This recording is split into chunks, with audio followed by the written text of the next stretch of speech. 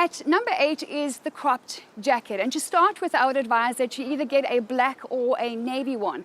Here's what the cropped jacket does really well. I often talk to women who ask a lot of questions about how do I layer?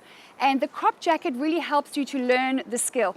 The cropped jacket will sit higher in your waist than your cami or your t-shirt or your blouse underneath. And it really creates this very easy but very smart, very modern looking. It doesn't matter what age you are. And I'm a huge advocate of 84 is not too old to dress up. 96 is not too old to dress up.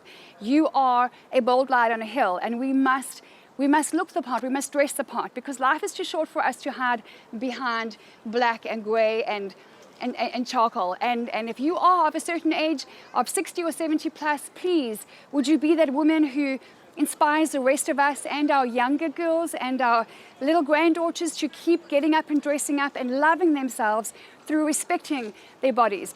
So when it comes to the crop jacket, a dark color is good to start with, and it could be a leather jacket, although unless you're really confident and know what to go for, I'd suggest that you go for a non-leather to start until you build your confidence and your style skills.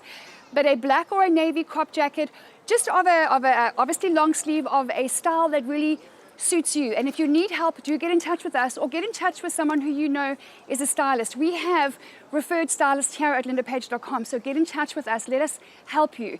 The wrong crop jacket can look very wrong, and it can make you look short and dumpy and wider than you are. So let us help you if you need to. But at number 8 is the crop jacket that's going to make you look like an expert and make you look like you know exactly what you're doing when it comes to layering.